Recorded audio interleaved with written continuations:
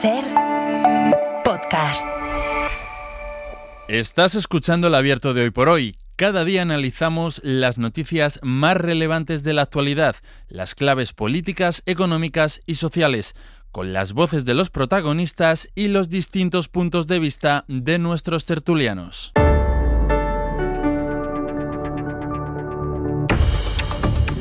El último abierto de la semana lo vamos a compartir con Gonzalo Velasco. Gonzalo, buenos días. Hola, ¿qué tal? Cristina Monge, hola. Muy buenos días. E incorporamos, saben que estos días de verano vamos incorporando voces nuevas porque los señores titulares también en algún momento se van a ir de vacaciones.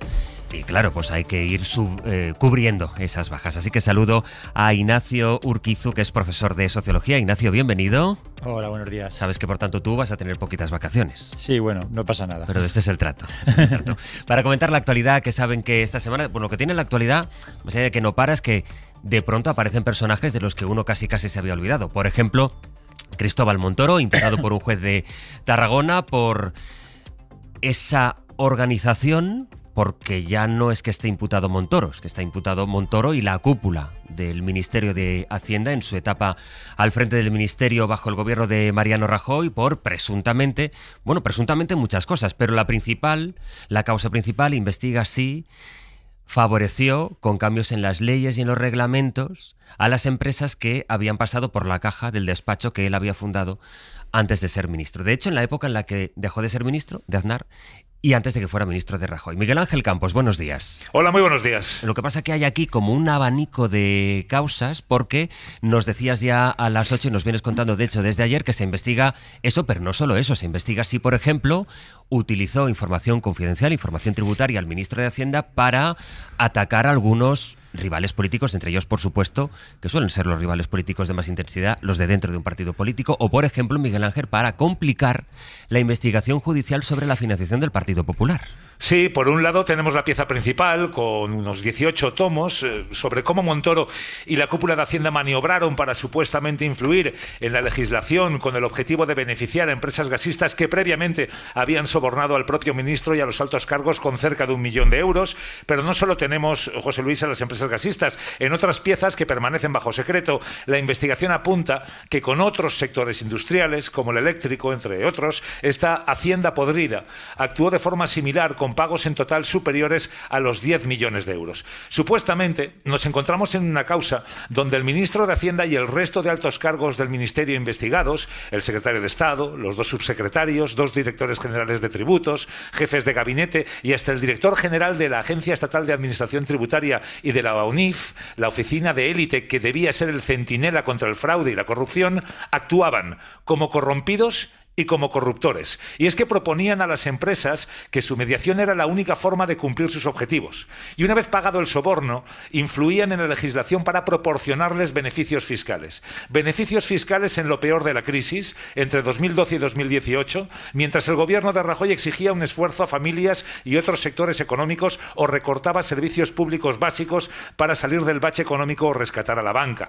El juez investiga un número indeterminado de piezas separadas que además afectan, como decía, a causas que perjudicaban al PP, como la Caja B o la Gürtel. Existen correos en el sumario que apuntan a que la cúpula imputada de Hacienda maniobró para dificultar y entorpecer estas investigaciones que dañaban al partido en el gobierno, según las mismas fuentes. Otras piezas afectan a personas concretas, como correos electrónicos que revelan indicios de que se perjudicó a Rodrigo Rato o a Esperanza Aguirre del PP o a Juan Carlos Monedero de Podemos. Monedero, la defensa de Monedero dice que ya está personada desde hace meses en la causa, mientras que Rodrigo Rato, que se sintió víctima de una cacería, ha dicho que va a llevar a cabo todas las acciones judiciales posibles para defender sus derechos. O sea, que estamos, Campos, ante algo que ya tiene por sí mismo, ya lo decíamos desde ayer, una magnitud enorme, pero en realidad no sabemos el alcance de todo esto porque hablas de un número indeterminado de piezas, por tanto, no sabemos la cantidad de información que puede salir a partir de, recordemos, una investigación que ha hecho, que esto también tiene mucha miga, un juez de Tarragona, esto no se ha hecho en Madrid, lo ha hecho un juez de Tarragona durante una instrucción que ha tenido bajo secreto de sumario durante 7 años. 7 años, sí. Una investigación que ha sido compleja y difícil para un juzgado de Tarragona, lo que ya de por sí ha provocado que vaya más despacio de lo habitual. A ello le sumamos también los choques que ha habido dentro de la unidad de la acusación, dentro de la Fiscalía Anticorrupción, porque la fiscal anticorrupción encargada del caso, Carmen García Cerdá, quiso ir más allá en principio, quiso incorporar correos y adjuntos de correos que supuestamente implicaban directamente a Montoro. Esto provocó un choque con la jefatura de la Fiscalía Anticorrupción, que entendía que había información o correos que nada tenían que ver, que no eran delito. La fiscal Carmen García Cerdá invocó el artículo 27 del Estatuto Fiscal para que sus compañeros respaldasen o no esa ampliación de la investigación que afectaba a un correo supuestamente que era el correo personal de Cristóbal Montoro.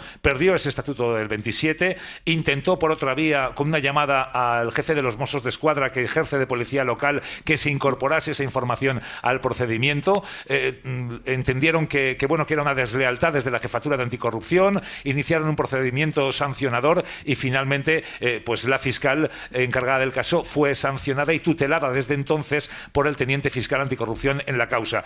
Carmen García Cerdá sigue como fiscal de este caso en Tarragona, pero con la tutela del teniente fiscal de anticorrupción, Antonio Romeral. Muy llamativo el caso. Por tanto, la fiscal del caso se empecinó en que quería averiguar lo que contenía un correo porque ella tenía la intuición de que era el correo del ministro y que por tanto era del exministro Montoro Bayo y que era fundamental para su investigación. El fiscal superior a ella le dijo que no, ella insistió, lo acabó haciendo, tuvo que afrontar una sanción, pero al final, Campos, esa información consta en la investigación, que es lo relevante. Sí, y vamos a ver qué sucede. El juez, ha dictaminado previa comunicación con el fiscal, sí, que le comunique si deben hacerse expurgos, es decir, si debe eliminarse información de la causa antes de que la conozcan todas las partes. Veremos qué es lo que sucede finalmente. El caso ya ha estallado y está en los medios.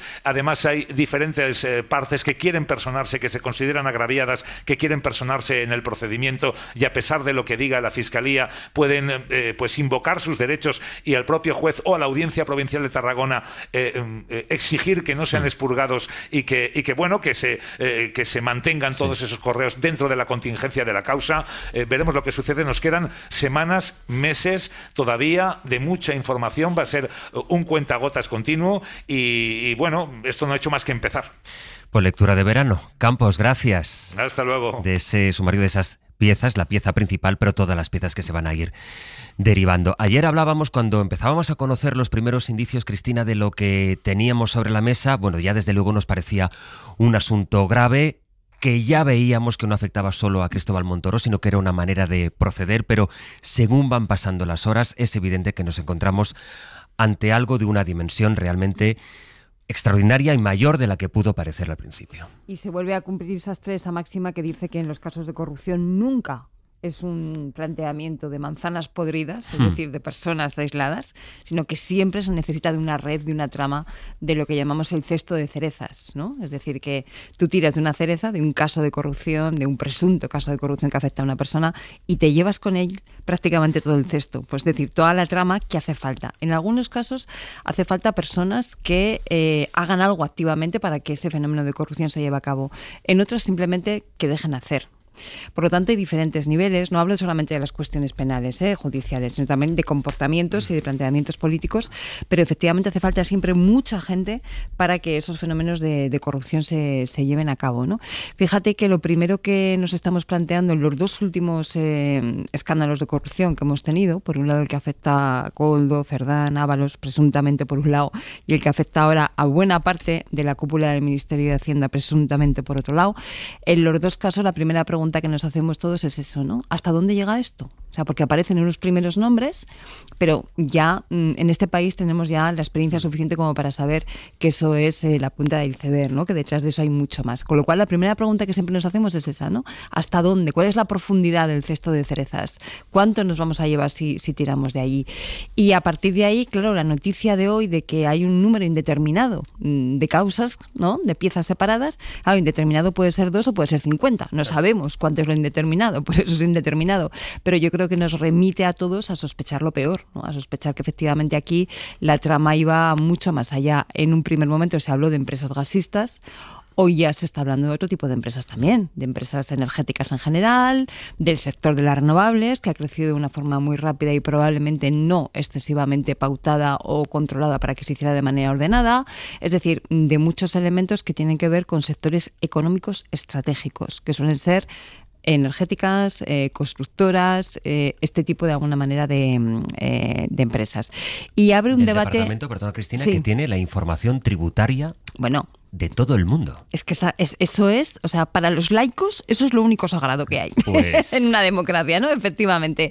El decir, tenemos ahí toda esa información tributaria y además empezamos a saber, lo decía ahora Campos, que eso no solamente era una cuestión de cabildeo del malo, ¿no? No solamente era una cuestión de influir indebidamente, de lo que nosotros llamamos la captura de políticas. Es decir, que una serie de elementos tengan una capacidad de influir en las decisiones públicas de tal manera que lo que guía esas decisiones públicas no es el interés general, sino el interés particular de unos cuantos, que es el caso concreto que estamos hablando, sino que también se ha podido utilizar para elementos de extorsión, para vendetas políticas, para luchas contra los contrarios, algunas veces incluso del propio partido, ¿sabes? Nos recordamos aquello de cuerpo a tierra que vienen los nuestros, ¿no? Sí. Efectivamente.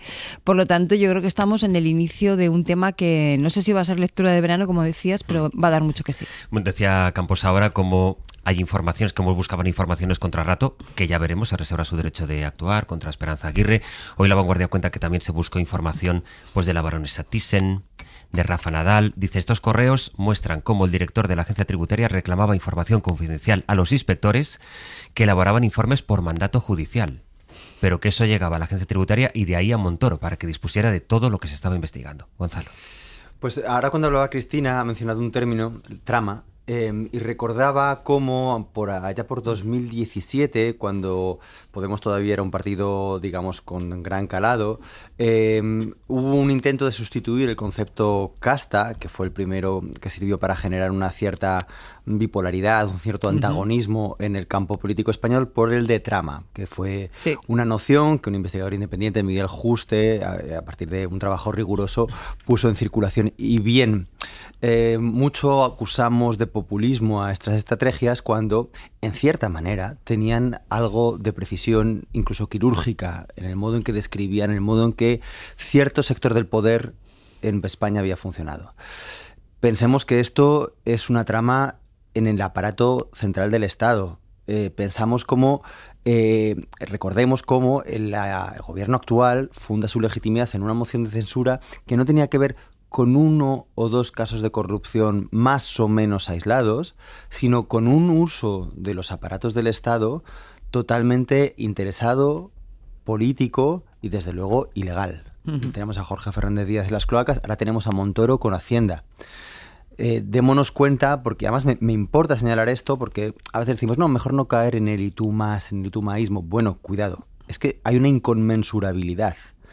Y no podemos ceder a una idea de que, bueno, aquí todos son iguales, sencillamente había un uso de los aparatos del Estado que no se puede volver a permitir. De ahí se fundó la legitimidad de un cambio de gobierno, que a su vez ahora puede tener sus problemas, ¿no? Pero eso no lo obsta. Pero aislemos y recordemos bien qué fue lo que pasó entonces y esto nos devuelve a esa memoria. Dicho esto, hay mucha tela por cortar. Cristina conoce muy bien ese sector, el energético, es muy proceloso, es muy difícil meterse en ello, pero también conviene recordar el contexto político, la disputa acerca de la política energética en el gobierno de Rajoy. El ministro, había un déficit tarifario y el modo de compensarlo, había dos estrategias. La del ministro Soria, que proponía una moratoria de las ayudas a las renovables, y Montoro, que pretendía, digamos, unas imposiciones tarifarias equivalentes para todo el sector que penalizaban indirectamente a las renovables y favorecían a las gasísticas. Entonces vemos que, digamos, las políticas industriales estaban totalmente determinadas por sus clientes. No era una cuestión ideológica. Por sus clientes. Eran solo negocios. Claro, exacto. Entonces, como resultado, digamos, un sector crucial de la economía y del desarrollo industrial ha estado lastrado por los intereses de un señor.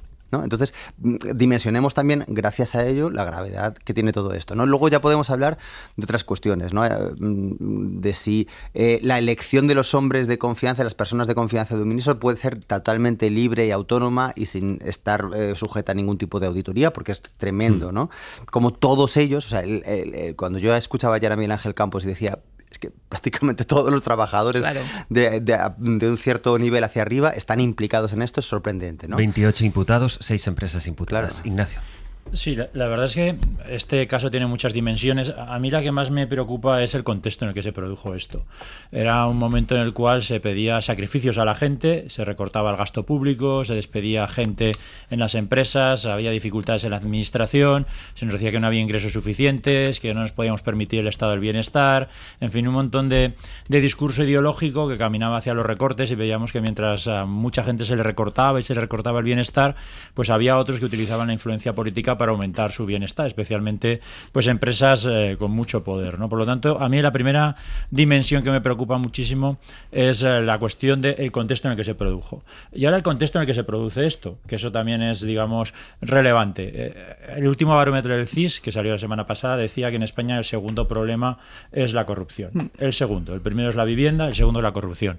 Pero si distinguimos por electorados, vemos que para el votante de centro, y hay que recordar que ningún partido político ha conseguido ganar las elecciones sin el votante de centro, el principal problema para el votante de centro es la corrupción. Es decir, que el votante moderado, el que decide las elecciones, el que, digamos que tiene una notable influencia, porque es donde más gente hay, más del 25% de la gente se sitúa ahí, su primer problema ahora mismo en España es la corrupción. Es una novedad, eso no había pasado en momentos anteriores. Por lo tanto, estamos en un contexto actual donde este caso de corrupción va a tener implicaciones políticas para todos los partidos, donde seguramente la estrategia, nos puede gustar más o menos, va a intentar ser no quién es el más limpio, sino quién es el menos sucio. Es decir, vamos a ver ahora quién nos puede contar que quién es el que menos casos tiene, en lugar de quién puede hacerlo mucho mejor, y eso seguramente pues va a generar un debate político en el que llevamos mucho tiempo inmerso, que nos va a agudizar en cierta forma la crisis política. Por lo tanto, el contexto de entonces, que era muy social, ya es problemático, pero el contexto político de ahora seguramente va a enturbiar mucho más la situación. Será una de las derivadas que abordemos esta mañana, después de situar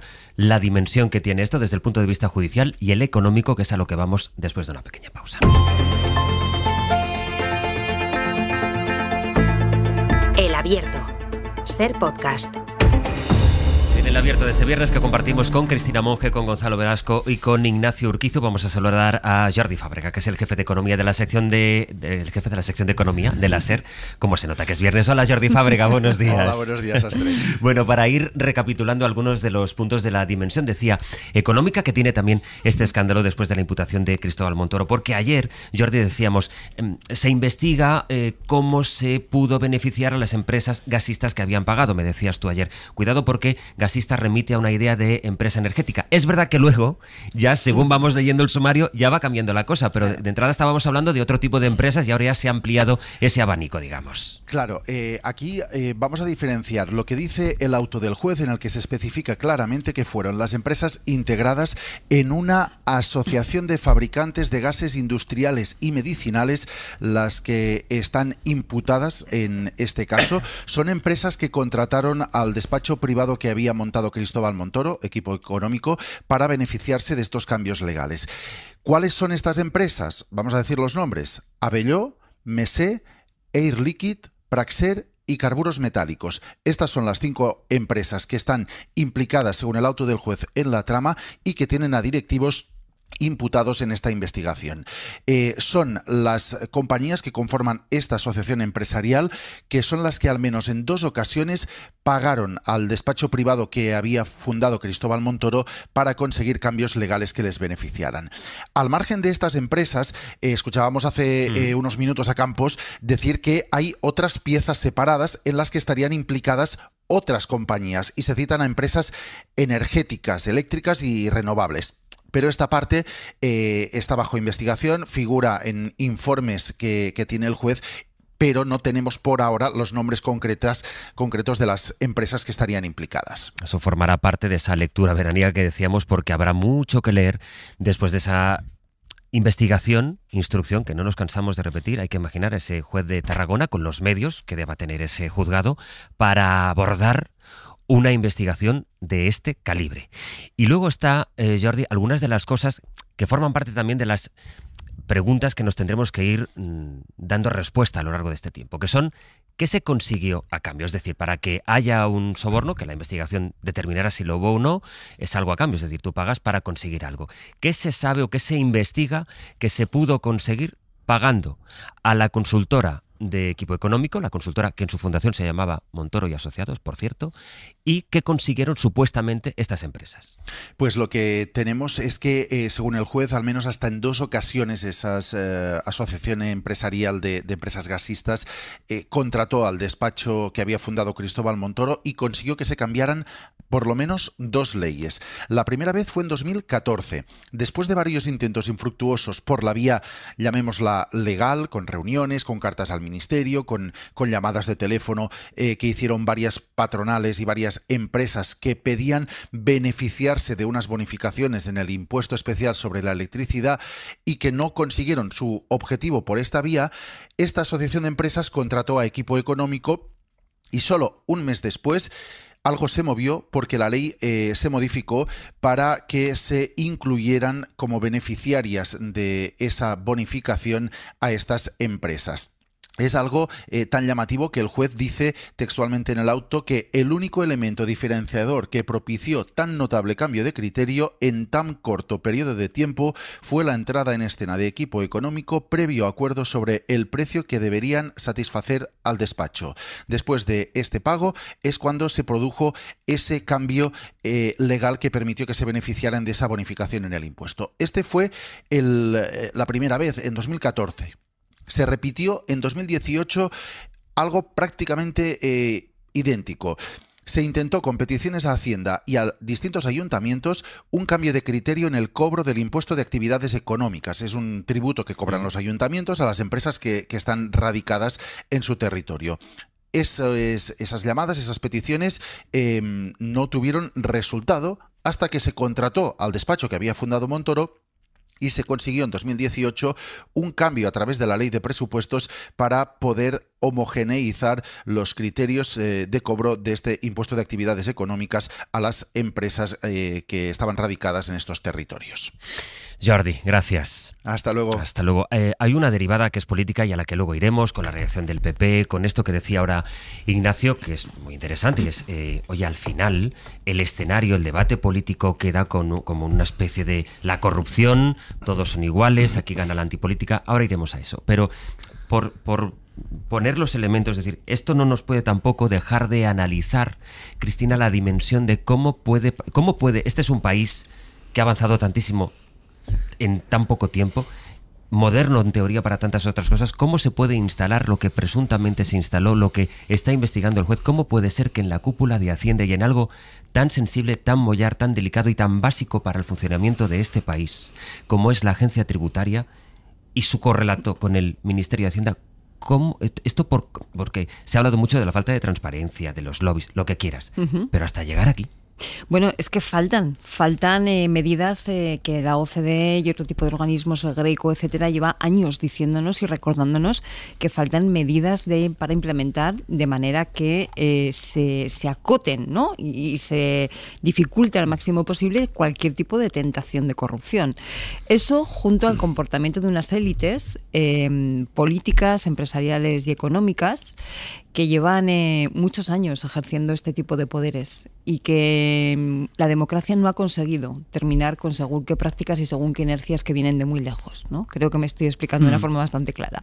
Si juntas esos 2 elementos, pues no voy a decir, ni mucho menos que se esté facilitando, pero desde luego no se está dificultando todo lo necesario que ese tipo de fenómenos de corrupción se puedan dar. Y digo se puedan dar porque no se dan siempre. Ojo, o sea, que nadie piense aquí que el Ministerio de Hacienda, en los 40 y tantos años de democracia que llevamos, ha sido un nido de corrupción. No, en absoluto. Pero cuando hay voluntad de poner en marcha este tipo de prácticas, no existen los cortafuegos suficientes, las dificultades suficientes, los mecanismos de transparencia, de rendición de cuentas, etcétera, etcétera, como para dificultar que eso pase.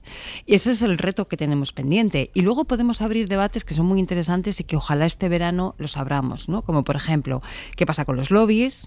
Porque la función del lobby, que es una función de influencia, es perfectamente legítima en la sociedad sociedades democráticas, siempre y cuando esté regulada, sea transparente, tenga unos criterios, y sobre todo cuando el legislador o el que está gestionando lo público lo haga siguiendo criterios de interés general, que es la clave de todo esto, pero no por criterios de interés particular. Antes le hacía la broma a Gonzalo, ¿no? Decía, cuando hablaba de la modificación tributaria que hizo Montoro para el tema de las renovables, ¿no? No era una cuestión ideológica. O sea, porque si hubiera habido un motivo ideológico, decir, mira, no, es que yo creo que este tipo de energías hay que penalizarlas, o hay que fomentarlas, o hay que ponerlas en igualdad de condiciones que las otras, tal. Bueno, pues es una discusión política ideológica, ¿no? De cuál es tu modelo energético. No, es que no iba de un modelo energético ni de un modelo ideológico, iba de interés personal o interés particular, en lugar del interés general. Seguimos hablando a la vuelta.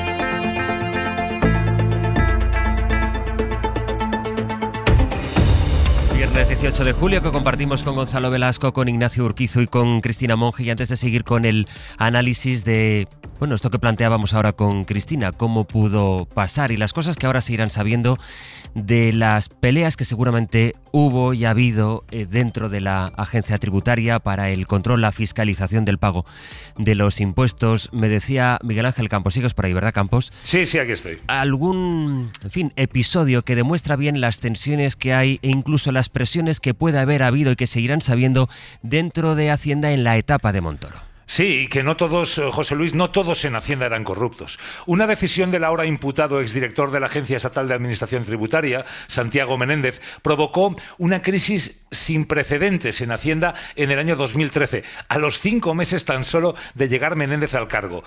Menéndez, como director de la Agencia Tributaria, despidió entonces a una inspectora que se negó a retirar una sanción de 450 millones a la cementera mexicana Cemex, y 5 responsables del área de grandes contribuyentes del Ministerio, 5, dimitieron por mostrarse disconformes con la decisión. Entre ellos, el director de inspección de la Agencia Tributaria, Luis Jones. Aquello, José Luis, tiene un tufo ahora, que sabemos muchas cosas, muy similar a lo que investiga el juez de Tarragona. Por cierto, Santiago Menéndez no solo fue director de la Agencia Estatal de Administración Tributaria, sino director de la ONIF, la Oficina Nacional de Investigación del Fraude, la élite, la supuesta élite en la lucha contra la corrupción de la Agencia Tributaria. El zorro cuidando al gallinero, presuntamente, claro. No, todo presunto sí, pero decías ahora, no todo el mundo es corrupto, por supuesto, ni mucho menos. Aquí lo que precisamente nos está llamando la atención, Campos, es que esto pudiera organizarse, esta trama, pero frente a eso está también la honestidad de tantísimos funcionarios públicos que, como en el caso que nos acabas de relatar, o el caso de los jueces fiscales, como contábamos antes, que han seguido investigando y haciendo su trabajo, siguiendo su deber, exponiéndose a, bueno, pues lo que estás contando ahora, ¿no? Eso es, aquí la trama está circunscrita, y no es poco, a los altos cargos que hemos mencionado anteriormente. Hombre, no, desde luego que no. El ministro, secretario de Estado, 2 subsecretarios, 2 directores generales de tributos, jefe de gabinete, el asesor principal del ministro Montoro y el director de la Agencia Estatal de Administración Tributaria y quien fuera también jefe de la ONIF. De momento, hasta luego. Adiós, Campos. Hasta luego. Gonzalo. Esta precisión de Campos es muy importante porque recordemos, es obvio, pero es necesario incidir en ello, que en las administraciones públicas hay cargos de designación política y cargos de carrera de funcionarios, ¿no? Y de lo que estamos hablando fundamentalmente o en su totalidad es de los cargos de designación política directa. Desde ministro, secretarios de Estado, direcciones generales, subsecretarías. Y en este caso también la agencia tributaria, que es una agencia técnica, pero cuya presidencia y dirección también es de designación política, ¿no? ¿Qué nos hace pensar esto? Bueno, aquí los expertos en transparencia y en cuestiones de organización de la administración del Estado tienen mucho que decir. Pero primero, ¿hasta qué punto debe haber total ausencia de control en la designación de todos estos cargos, ¿no? Es verdad que todo el mundo necesita gente de su confianza y que para eso tenemos un Estado democrático en el que hay una serie de elecciones y de alguna manera es el Parlamento el que elige al Ejecutivo, etcétera, etcétera, etcétera. Pero hay un punto en el que sí se puede designar una cúpula que decide sobre las cuestiones de Hacienda del Estado y esa gente viene solo de una misma familia, de un mismo interés, de una misma sector corporativo, puede generar interferencias. Segundo lugar, no se debería dar más fuerza, más voz y más capacidad de resistencia a los funcionarios, porque los funcionarios son la base de la autonomía de las administraciones del Estado. Entonces tenemos que ver, uno, si los funcionarios tienen suficiente capacidad de resistencia a esa dirección política que marca rumbos que quizás no son los deseados, o, y con esto no estoy diciendo nada, pero puede llegar a haber sido el caso, y esto es lo que hay que investigar, si dentro de los funcionarios, en la medida en que en los altos cargos hay ciertas tradiciones de, bueno, pues casi en algunos casos incluso familiares, se dice, pero no siempre es así, ¿no? Pero de alguna manera ciertos altos cargos que tienen connivencia con otros sectores del poder, no hay también una cultura de la transigencia o de la negociación con esos cargos políticos. Hay que hacer una investigación muy detallada sobre estas cosas. A mí me falta siempre que hablamos de estos casos no sé, casi antropólogos, sociólogos como mis compañeros aquí, gente que de verdad documente, casi novelistas, cómo se mueven las decisiones en estos niveles, qué gente son, qué nombres son, para poderlo tener claro y poder auscultarlo y auditarlo desde nuestra condición ciudadana de una manera mucho más detallada. ¿Y de qué pasta están hechos para hacer todo lo que se hacía presuntamente en un contexto económico que no era el actual, en el que había recortes un día y otro día, y en el que además se aprobaban y justificaban amnistías fiscales? Hemos vivido por encima de nuestras posibilidades, hay que apretarse el cinturón. Ignacio. Sí, esto es muy interesante lo que estás diciendo, ¿no? Es decir, al final nos tenemos que preguntar a veces de dónde salen estas personas, cómo una persona con este código ético puede abrirse paso en un partido político y puede abrirse paso en un gobierno, ¿no? No obstante, es verdad que para mí el problema es muy complejo, ¿no? No es tan sencillo solucionarlo. Hay algunas medidas que podrían funcionar, por lo menos aumentando la transparencia. Hace tiempo que se viene hablando sobre la necesidad de establecer en la legislación la trazabilidad de las leyes, con quién se han reunido para hacerlas, quiénes han estado allí, hacer una base de datos con los diferentes grupos de interés que existen, su entrada y su salida del Congreso, de los ministerios, para que en esa trazabilidad, cuando se hace una ley o se adopta una medida, haya un anexo donde diga, bueno, pues para hacer estas leyes nos hemos reunido con estas personas, con estos grupos de interés, estos son los que están registrados. Eso tenía que irse poco a poco incorporando a la legislación. Yo recuerdo en mi otra vida anterior que fui diputado y justamente estuve abordando estos temas para cambiar el reglamento del Congreso, que no llegó a ningún sitio más allá de un borrador, pero estuve estudiando la legislación. En España, apenas en Valencia, existe algo de esta medida, en Europa es mucho más común y sí que hay legislación en esta medida de la trazabilidad y de los grupos de interés a la hora de hacer leyes, ¿no? Pero no se me ocurren muchas más cosas, porque en el fondo estamos hablando de personas que están en política por razones equivocadas y personas que utilizan su influencia política para beneficio personal, pero aquí los funcionarios, a diferencia de otras tramas donde seguramente sí que han tenido que ser más activos, tienen, digamos, un papel más allá de señales de alerta, ¿no? Porque podemos hacer más agencias, pero no sé si hay 7 o 8 en España, podemos hacer una más.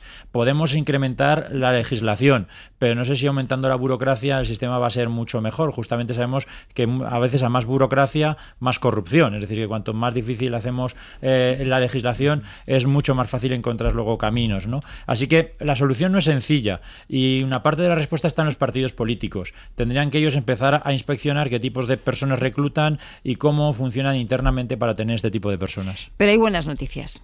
De la misma manera que Campos decía antes, ojo que no todo el mundo es corrupto en la agencia tributaria, ni mucho menos, yo también diría, ni todos los cargos públicos, ni todos los cargos de libre designación son corruptos, ni muchísimo menos, ni ser funcionario te garantiza que estés absolutamente impoluto, ¿eh? O sea, esto es más delicado. Pero hay buenas noticias. Primero, en España la corrupción está muy acotada. Y suelo decir eso de que España no es un país corrupto, ¿eh? O sea, a mí como profe no me llegan jamones a casa para aprobar a ninguno que no supere el 5, honestamente.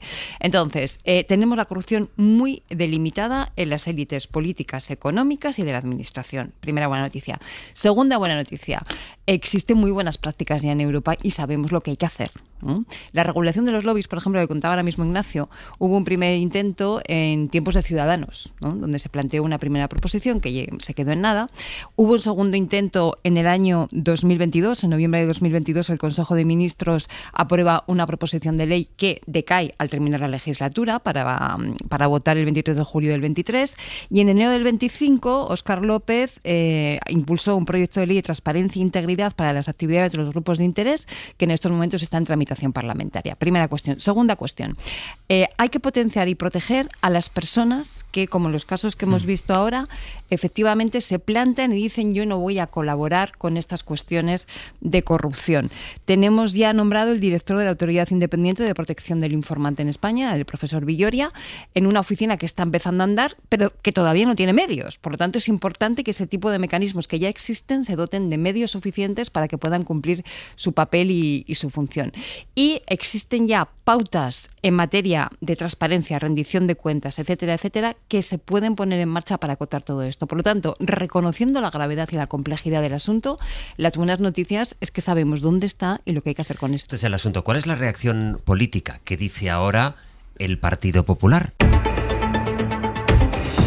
José Coello, buenos días. Hola de nuevo, Sastre. Vamos a recapitular contigo cuál es la reacción del Partido Popular, que ayer la noticia fue que Cristóbal Montoro se dio de baja del partido y por tanto dijo, pues, casi aquello de esta persona de la que usted me habla. Esto ha pasado mucho tiempo, ha llovido mucho, Feijóo estaba en Galicia y por tanto no se le pueden pedir explicaciones a la actual dirección del Partido Popular. Sí, la hoja de ruta de la dirección del PP pasa por poner tierra de por medio y aclarar que este PP nada tiene que ver con aquel PP. Como si Montoro, su gobierno o esa cartera de Hacienda que ocupó entre el 2000 y 2004 y posteriormente entre 2011 y 2018 no hubiera existido. Buscan en el PP poner un cortafuegos para evitar que este caso escale hasta la 7ª planta de Génova en un momento en el que toda estrategia de la formación es recordar los escándalos del PSOE y esto obviamente no les ayuda. Con Feijóo fuera de foco ayer, hoy tampoco tiene agenda oficial.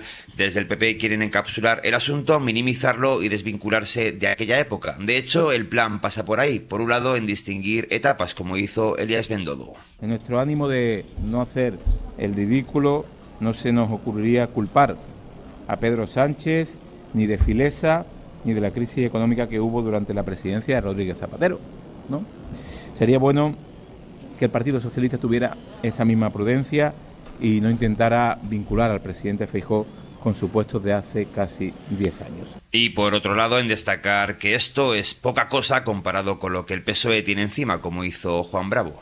Esto fue una ley y una ley de presupuestos, por lo que hemos conocido, con lo cual pasó todos los controles internos dentro de la Administración, tendrá los informes preceptivos del Consejo de Estado, fue a su votación en el Congreso de los Diputados y alguna de ellas incluso fue apoyada por varios partidos políticos. Yo creo que dentro de todo eso, dentro de ese respeto, si hacemos un análisis amplio, yo creo que ustedes aquí no están oyendo hablar de mordidas, de prostitutas, de colocación de amigas, de cátedras que no existen. En Génova, Sastre también recuerdan que de los imputados en este caso, solo Montoro estaba afiliado al PP, negando incluso que Miguel Ferré tuviera cargo alguno cuando Feijóo llegó a la presidencia de la formación, a pesar del peso que Montoro y su equipo han tenido históricamente en el aparato económico del PP. José, de Feijóo se sabe algo porque ayer no habló.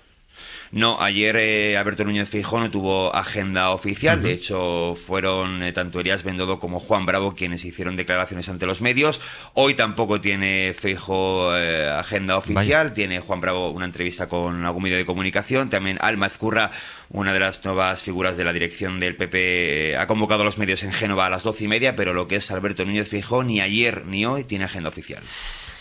En fin, quien sí habló a través de un comunicado a última hora fue Cristóbal Montoro para decir que, qué casualidad, viene a decir él, que donde los verdaderos escándalos, que es como lo llama, están ahora mismo acercando al gobierno es cuando se conoce esto.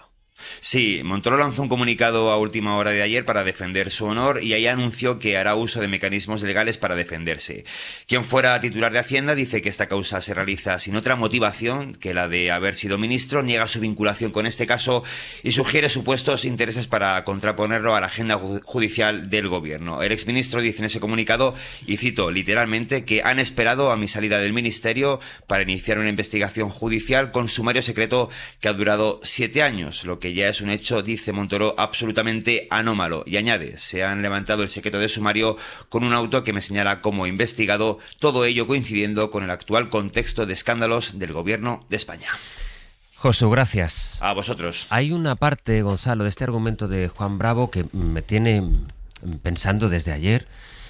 Por una parte dice, bueno, aquí, para que era la primera reacción, ayer entrevistaban en Antena 3, y dice, aquí esto, en todo caso, es algo avalado por un parlamento que ha tenido los informes preceptivos, que es la inesperada enmienda del Partido Popular a una de las tesis principales del caso de los ERE.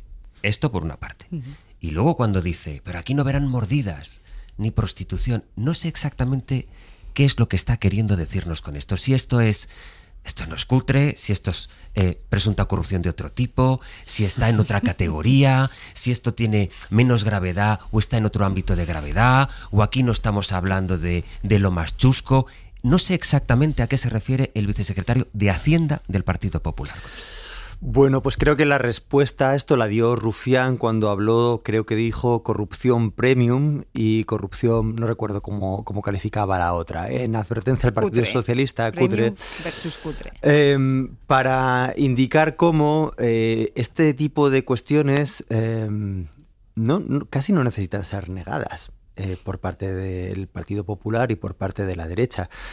Este tipo de manejos en ciertos niveles del poder se da por supuesto que pueden llegar a existir, incluso que tienen sentido, y sin embargo existe una mayor intolerancia, primero hacia la corrupción cutre y segundo en la izquierda. Porque la izquierda tiene un nivel de exigencia moral ante el comportamiento de los cargos públicos mayor que el que tiene el electorado de la derecha. Rufián lo advertía muy bien. En la izquierda no puede haber ni un poco de corrupción, ni siquiera de la cutre.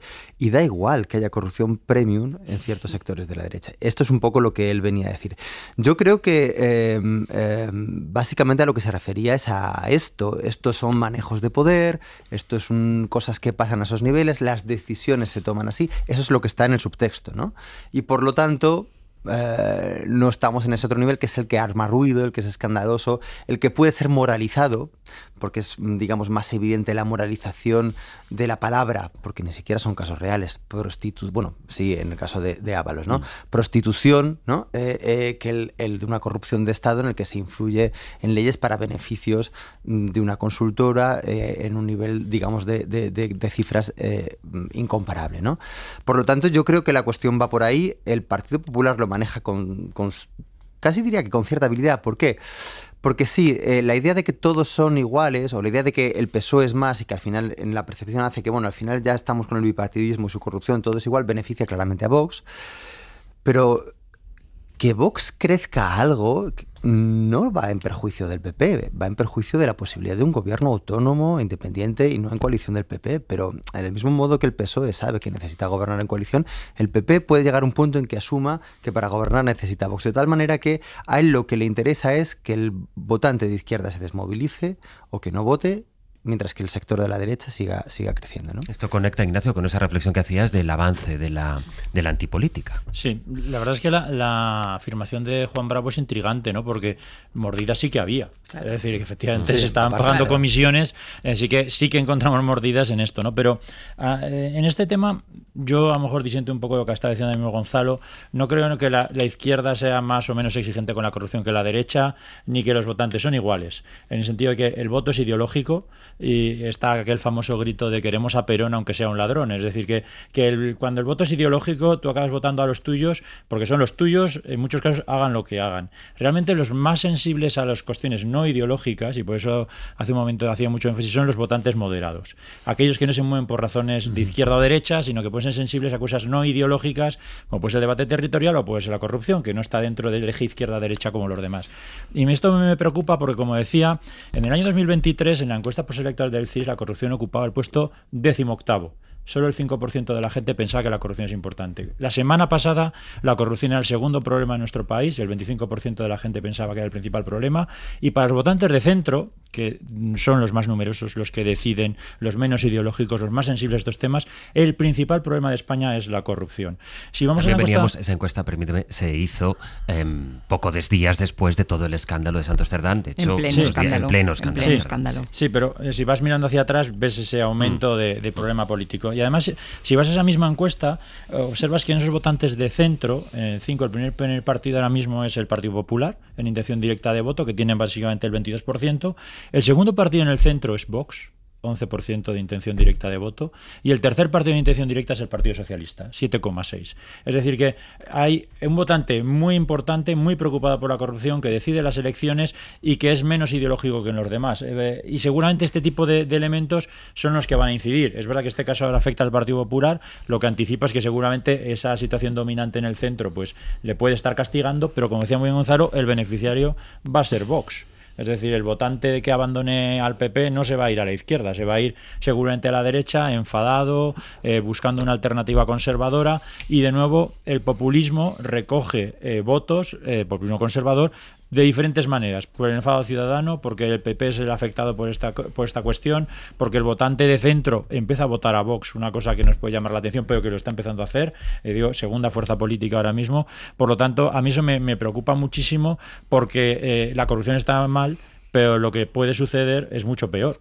Que nos encontremos con un gobierno que no sé si va a combatir o no la corrupción, porque está por demostrar el día que gobierne Vox qué pasará con la corrupción, pero de luego que sus medidas políticas, sociales, van a ir contra una mayoría y van a recortar derechos y derechos de la gente. De una semana en la que hemos visto, por poner todos los elementos sobre la mesa, en la que hemos visto los incidentes en Torre Pacheco, las cacerías de migrantes a Torre Pacheco, con un partido que es Vox, que ha evitado explícitamente condenar esas llamadas a las cacerías, que ha condenado el Partido Popular, pero el Partido Popular no vincula esos incidentes al discurso de Vox, y ha dicho Núñez Feijóo, lo escuchamos antes de ayer, que él busca abiertamente a los votantes de Vox. Claro. Por cierto, Vox tiene presuntamente abiertos también temas de corrupción, de financiación ilegal del partido, ¿eh? O sea, que apunta maneras. Pero fíjate, porque decía Ignacio Ojo que la corrupción está escalando en las primeras posiciones de las preocupaciones según el CIS. En el mes de julio, efectivamente, con trabajo de campo, con la investigación hecha en pleno escándalo. Pero el mes anterior estaba en la posición 9ª. Es decir, veníamos de un momento en el que efectivamente para la ciudadanía la corrupción había pasado ya a ser hasta en las escalas medias bajas de las preocupaciones. Y de repente, como hay memoria, porque en este país tenemos memoria de casos de corrupción recientes, ¿no? Como hay memoria, ¡buah!, en cuanto estalla el caso Cerdán Koldo Ábalos, inmediatamente sube a las primeras posiciones, y me atrevo a decir que ahora mismo ya con esto, de una manera pues mucho más mucho más contundente en los próximos meses, ¿no? La corrupción, además, creo que en la última encuesta de 40dB se veía muy bien, y creo recordar incluso que Belén Barreiro lo apuntaba en un análisis en El País. La corrupción en estos momentos está percibida como algo propio del bipartidismo. Lo cual no quiere decir que sea así, porque ¿qué pasa con Siu, Pujol y todo lo demás, ¿no? O el caso de Vox que estamos viendo, por no hablar de Alvise, etcétera, etcétera. Pero sí que es verdad que hay una percepción de que la corrupción está asociada a los dos principales partidos del sistema, ¿no?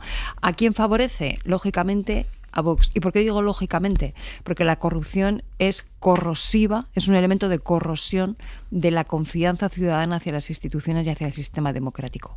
¿Y quién está en estos momentos erigiéndose como garante y portavoz del discurso antisistema y anti-establishment? Pues esta vez es Vox. Hace una década esa fuerza de impugnación del sistema salió por la izquierda, ¿no? Y tuvimos ahí una presencia muy importante de un partido que fue Podemos, que supo capitalizar ese descontento. Ojo, porque ese descontento y esa rabia, como se diría, ha cambiado de lado. Y ahora efectivamente es la ultraderecha la que lo está capitalizando en el conjunto de Europa, no solamente en España, que aquí también a veces somos un poco ombliguistas, entonces hay que abrir el foco. Entonces en el conjunto de Europa, y entre ellos también, lógicamente, en España. Y sin embargo, y esto lo comentábamos antes en el descanso publicitario, ¿qué gobiernos son los que están eliminando las oficinas antifraude y de vigilancia de la corrupción? Baleares, por presión PP y con presión de Vox. Valencia, de la misma manera. De nuevo reforzamos la idea, la connivencia con ese tipo de actitudes, con ese tipo de corrupción premium, se da en ese bando ideológico. Seguramente, no estoy seguro, además sin ningún tipo de consecuencia por parte del electorado, ¿no? Pero se está dando ahí. Claro, me llama la atención, yo no conocía este dato, entre el que el votante de centro, ya Vox sea la segunda opción. Tendríamos que ver cómo se define centro. Si centro supone una cierta indiferencia ante ciertas cuestiones políticas, una ausencia de pronunciamiento, seguramente sea un centro que finalmente está mal definido, ¿no? Porque la ausencia de ideología no puede ser la indiferencia hacia ciertas cuestiones fundamentales de una sociedad liberal de derecho y democrática, ¿no? Y seguramente esto es lo que está pasando. Quien no se quiere mojar o quien se considera en una equidistancia entre unos y otros, que considera radicalizados, a lo mejor no es la persona de centro en un sentido de bueno, de moderación o capacidad de moverse en función de una evaluación racional de un comportamiento, de un apoyo a un partido u otro. Que ¿no? si te sitúas en el 5, en mitad de la escala, pero la segunda opción de ese bloque es Vox, la verdad es que ahí... claro, hay algo que está fallando. Algo chirría, ¿no? Sí, no, lo que chirría es que básicamente... O sea, tú te sitúas en una escala, pero en realidad no. La izquierda se ha venido abajo completamente. Lo que está pasando en este país, y a veces no somos conscientes, es una doble derechización. Esa doble derechización tiene que ver con que hasta ahora el centro derecha en España nunca había superado el 44% del voto. Eso es Aznar en el año 2000 o Rajoy en el año 2011. Hoy casi todas las encuestas apuntan que el centro derecha, PP, Vox y algo de Albiol, podría superar el 50% del voto, que es un récord histórico. ¿Por qué? Porque se está produciendo una doble derechización donde hay votantes de Sumar que se están yendo al PSOE, votantes del PSOE que se están yendo al PP y votantes del PP que se están yendo a Vox. De tal forma que se está haciendo un corrimiento de votantes hacia la derecha, y la doble derechización es que ahora tenemos dos derechas, una muy de derechas y otra un poquito menos de muy de derechas, ¿no? Pero tenemos dos. Entonces, eso es lo que se está produciendo. El votante de centro... Según recogen las encuestas, que luego a veces fallan, ¿eh, Ignacio? Sí, por supuesto. Pero porque a veces a las encuestas les pedimos cosas que no pueden dar, que es el futuro, y no está escrito en ningún sitio, pero sí que te pueden dar cosas que es explicaciones a lo que está pasando. Y lo que nos están diciendo las encuestas es que, bueno, no sé si el PP sacará el 20, el 25 o el 30, no sé cuánto sacará.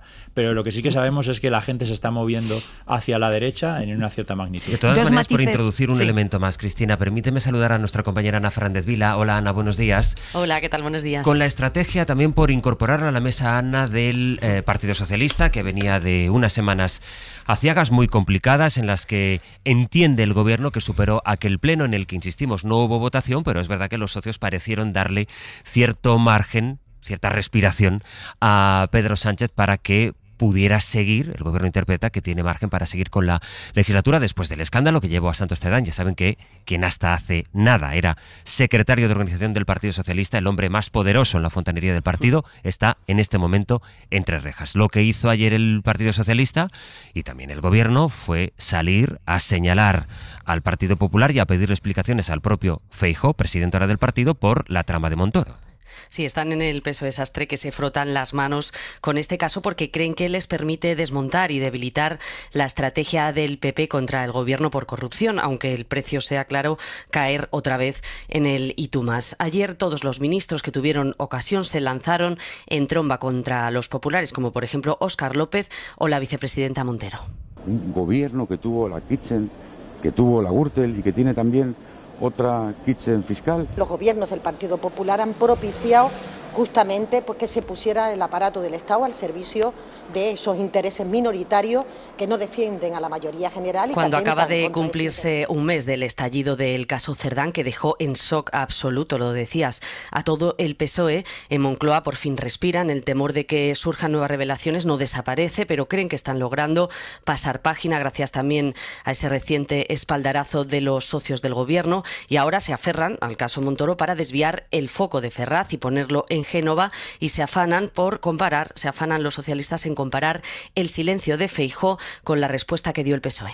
Yo creo que el Partido Socialista, a lo largo de todo este periodo, siempre que un alto cargo ha estado incurso en algún procedimiento judicial, ha dado explicaciones, y creo que corresponde al señor Feijóo rendir cuenta de lo que ha ocurrido y lo que está ocurriendo en los tribunales. En el Partido Socialista, al mínimo caso que ha habido, se ha actuado con contundencia. ¿Y hoy dónde está Feijóo? Hoy no tiene nada que decir. Aunque no reparan, eso sí, Sastre, los socialistas en el hecho, como comentabas tú, de que Santos Cerdán, cuando estalló este caso, cuando salió ese informe de la UCO hace un mes, ejercía de número 3 del PSOE. Ana, gracias. A vosotros. Cristina, ibas a decir. Bueno, por comentar esto ahora, ¿no? Yo entiendo humanamente que después de las semanas que llevan los líderes socialistas, ahora pongan el énfasis en la diferencia, ¿no? Y creo que es importante porque efectivamente ha habido comportamientos distintos en la reacción. La primera comparecencia del presidente del Gobierno, en calidad también de secretario general del PSOE, la primera digo, la del día que se conoce el informe de la UCO, reconoce los hechos, reconoce la gravedad, no minimiza nada, pide disculpas. A Feijóo todavía no lo hemos visto. Y la reacción que estamos viendo del Partido Popular está a 2 minutos de hablar de Montoro como ese señor del que usted me habla. Por lo tanto, efectivamente hay diferencias. Ahora bien, yo sería prudente en no conjugar el y tú más, porque vuelvo a lo de antes.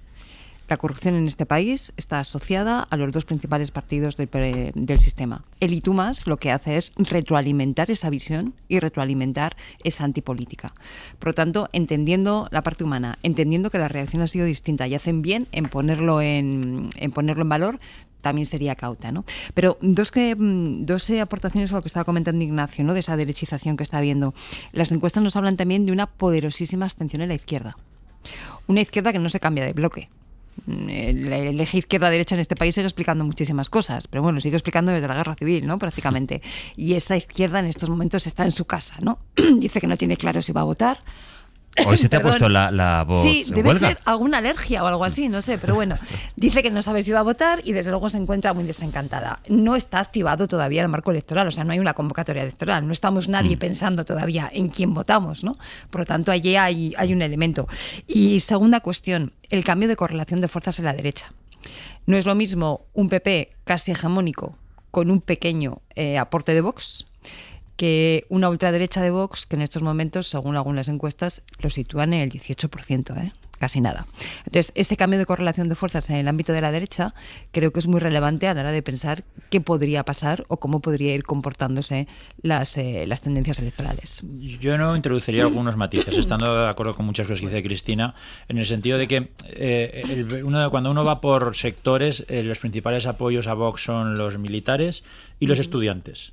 Los jóvenes. ¿Y qué quiero decir con esto? En España se está produciendo un cambio cultural del que no sé si somos conscientes entre la gente más joven, que rompe con las generaciones anteriores. Y no en el tema del voto, que eso es la espuma, sino tiene que ver más bien con valores y con cultura. Hoy en día los jóvenes, menores de 30 años, son más liberales, aman la libertad, es su preferencia por encima de la igualdad, son todo el día de libertad de mercado, son más pro empresa, están mucho más a favor de la empresa que del sector público y por lo tanto empiezan a hablar también de otras cosas, hablan mucho más del mercado y esos son elementos distintivos que empiezan a dibujar una sociedad de futuro que es bastante distinta a de la que venimos, ¿no? Y eso es la derechización, que los jóvenes son mucho más de derechas que generaciones anteriores, pero culturalmente, no solo en el voto, sino en su forma de entender la sociedad y la economía y otros muchos parámetros. De tal forma que esa doble derechización de la que está hablando es que el futuro que nos espera se puede desmovilizar más o menos la izquierda, pero que la gente se está haciendo más de derechas en España, especialmente por la incidencia de los jóvenes, eso también. Es muy difícil crear una causalidad directa de un fenómeno tan complejo, ¿no? Es verdad que una de las posibles motores de todo esto es algo que a mí me gusta llamar la trampa de los contrarios asimétricos, es decir, cuando de alguna manera respecto a un tema, una política pública, un debate, se opone como equidistantes una posición que no tiene por qué ser de izquierda, sino que sencillamente es defensora de una cierta tolerancia, una cierta autonomía individual, por ejemplo, en relación al caso clásico de polarización, el aborto, o en relación a derechos de las personas LGTBI, ¿no? Y en el otro extremo se ubica una posición extremadamente conservadora que va en contra de derechos reconocidos establecidos en una Constitución, prohibición del aborto. Cuando esos dos extremos, uno que cumple con la normativa, con la Constitución, con los derechos humanos, y otro que no, se ponen en posiciones equidistantes, el resultado es, bueno, venga, vamos a buscar el centro. Y es que la posición normativa, que es la que está reconocida en la Constitución, la Carta de los Derechos Humanos, la que es compatible con esas interpretaciones, acaba corriéndose a la derecha. Con la consecuencia de lo que ha descrito Ignacio, que al final, en respecto a esa posición y respecto a otras muchas, las posiciones políticas acaban desplazándose a la derecha porque se percibe que lo que básicamente era una neutralidad liberal es una posición ideologizada, de izquierdas, ¿no?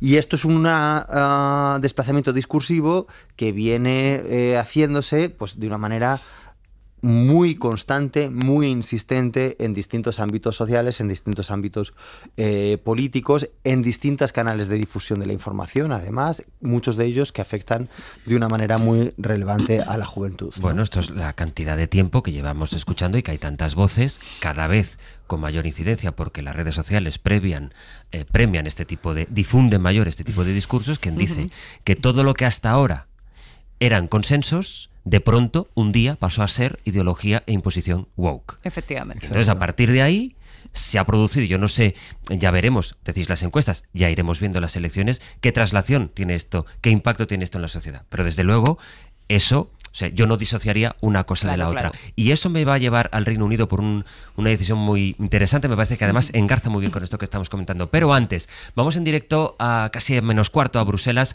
Enrique García Pozo, buenos días. ¿Qué tal? Buenos días. Porque creo que ha empezado ya ese debate en el que el Gobierno de España va a intentar por segunda vez el reconocimiento por parte de las instituciones comunitarias de la oficialidad del catalán, el gallego y el euskera, aunque nos has ido advirtiendo esta mañana, Enrique, que con pocos visos de que haya unanimidad.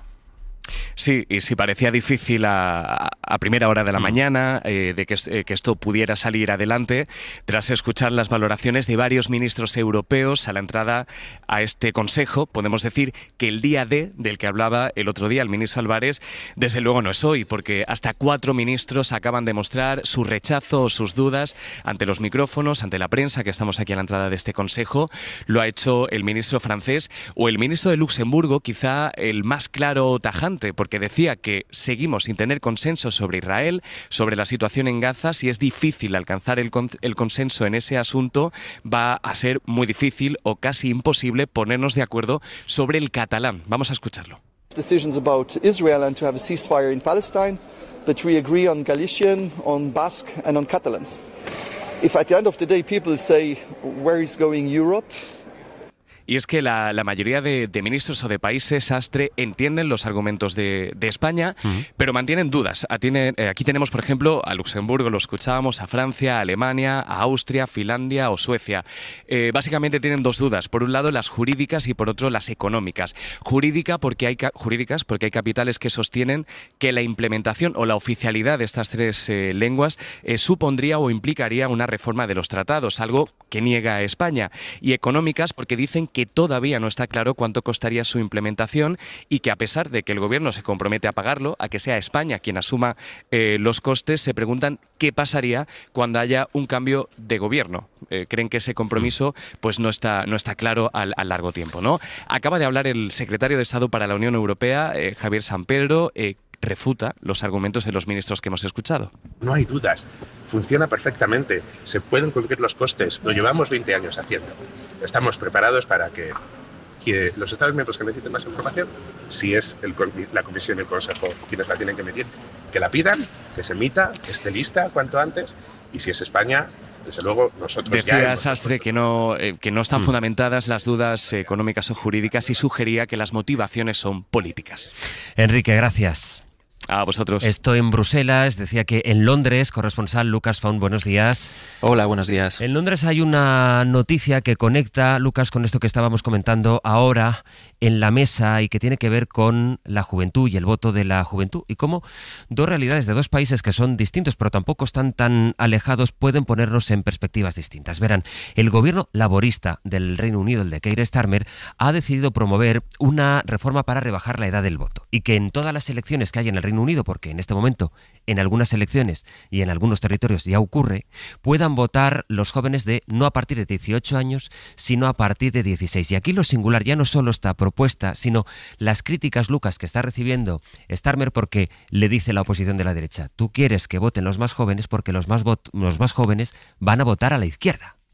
Sí, esta era ya una de las propuestas que el Partido Laborista incluyó en su programa electoral el año pasado y que finalmente ha decidido impulsar en el Parlamento y que aprobará gracias a su amplia mayoría. Una propuesta que, según el primer ministro Keir Starmer, ayudará a aumentar los datos de participación y dará más derechos a los jóvenes. I'm really pleased that we're able to bring more young people into our democracy and give them the chance. Decía Starmer sentirse satisfecho porque los planes ayudarán a incluir a los jóvenes en el proceso democrático y les dará la oportunidad de decidir en qué se gasta el dinero de sus impuestos. Esta medida ya estaba en vigor en Gales y en Escocia para las elecciones locales y regionales, pero aún así, como dices, el gobierno laborista ha recibido críticas de los partidos de derechas porque consideran pues que los más jóvenes suelen inclinarse por las formaciones de izquierdas, ¿no? Y lo cierto es que los estudios publicados hasta la fecha apuntan en esa dirección. Se estima que los laboristas habrían obtenido hasta 200.000 votos más en las pasadas elecciones frente a los 45.000 del Partido Populista Reform UK o los 25.000 del Partido Conservador. Así que esa es una de las críticas, ¿no?, que ha recibido el gobierno. El plan también prevé otras modificaciones, como por ejemplo limitar las donaciones del extranjero y obligará a los partidos a demostrar que sus donantes están arraigados en el Reino Unido Unido o en Irlanda, una medida que pretende evitar casos como el de Elon Musk, quien amagó con hacer una donación de hasta 100 millones de dólares al partido populista Reform UK. Gracias, Lucas. A vosotros. Fíjate qué curioso esto, ¿no? Aquí estamos hablando de cómo, lo decíais ahora, efectivamente, entre los jóvenes, bueno, dice el CIS, lo dicen todas las encuestas, la primera opción, antes era la abstención, ahora ya es Vox directamente, y además a mucha distancia del segundo, y en cambio en Reino Unido es una cuestión de la edad, no es, entonces es una cuestión, no sé si territorial o del punto en el que está cada sociedad, ¿no? Sí, esto, bueno, tiene muchas derivas, ¿no? Una, la comparación. Creo que una de las lecciones que quizás se cabe conjeturar es que quizás, al contrario de lo que señalaba Ignacio, que tendía a haber una moda, una tendencia más liberal en los jóvenes, aquí lo que ocurre es que no ha habido una transformación cultural de base desde los tiempos de la transición. Es decir, que la transición fracasó a la hora de generar un cambio cultural y de condenar una cierta idea de nacionalcatolicismo xenófobo y muy conservador, que estaba a la base de ese régimen y que ha pervivido en ciertos estratos sociales y que ahora ha emergido. Yo tengo para mí que el apoyo a Vox está más fundamentado en eso que en un liberalismo que es difícil de ver en Vox, por otro lado, porque es un liberalismo de las élites, pero que no es evidente a primera vista, ¿no? Otro debate es el de si debemos o hasta qué punto es positivo dar el voto a los jóvenes de menores de 16 años, porque claro, presupone... de 18. Ya los menores de 16 ya sería un jardín. De 18 ya. años, sí. Claro, bueno, ya lo es, porque claro, presupone una autonomía a la hora de acceder a la información, en la formación del juicio, que precisamente hoy vemos que está en una situación muy delicada en la medida en que el acceso a la opinión y al conocimiento está mediado por las plataformas, los algoritmos y por cuestiones que, traban o dificultan aún más esa autonomía, ¿no? Sí, a mí es un debate muy interesante, no por lo que van a votar, porque hace 10 años aquí en España votaban a Podemos y ahora votan a Vox, sino por lo que implica de cambio social y de madurez. Es decir, ahora vivimos mucho más y eso habrá que pensar si el voto de alguien de 16 años es igual que alguien de 90 años, punto de vista de la madurez, y después hacemos las cosas también mucho antes, ¿no? Desde el punto de vista mental, psicológico. Por eso es un debate desde el punto de vista del cambio social muy, muy relevante. Yo casi quitaría el tema del voto y pensaría mucho más sobre cómo somos como sociedad, tanto cuando más mayores y más jóvenes. Pues fíjate, a mí es una propuesta que me gusta. Y me gusta básicamente por dos cuestiones.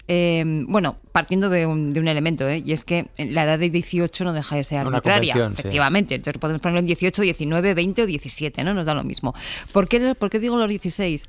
Porque los jóvenes a los 16 años ya pueden trabajar. Ya pueden firmar un contrato de trabajo y cotizar a la seguridad social y pagar sus impuestos en la medida en que según su situación personal, ¿no? Por lo tanto, en ese sentido, si pueden trabajar y están cotizando, ¿por qué no van a poder decidir? ¿Por qué tenemos que presuponer que tienen más información, mejor criterio, más madurez, 16, 18, 20? En absoluto, dependerá de cada caso, como por cierto 50, 60 y 70 años, lo mismo. Y además supondría involucrarles desde mucho antes en la toma de decisiones, en el voto de quién les gobierna en cada uno de las administraciones, ¿no? Con lo cual tiene también una función educativa. Así que a priori, reconociendo la complejidad del debate, no quiero hacer de esto un remake del debate sobre el voto a las mujeres en la República, pero reconociendo la complejidad, yo me inclino a ver las cuestiones positivas.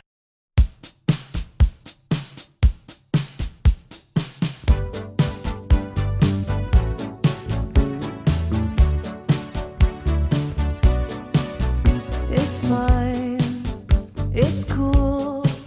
You can say that we are nothing, but you know the truth and guess I... Con nuestros alcaldes también, Pepe Rubio y Sergio Castro, que van inaugurando pantanos y secciones, pero ya se os acaba el negocio, porque hoy ya inauguramos las últimas secciones del verano de este pueblo. Eso es. Sí, una tiene un título muy peculiar, Notas al Embajador. Notas al Embajador. Luego lo explicaremos. Lo explicaremos a partir de las 10. La cosa consiste, y tienen que ya llamar al 900, 100, 800, hay que ayudarle a personas para que nos entiendan cómo somos en España, cómo nos divertimos, cómo vamos de fiesta, qué comemos, cómo somos como vecinos, lo que sea. Es decir, imaginen que viene alguien a vivir a España, un inglés, un francés, un italiano. Parece un chiste. Parece un chiste.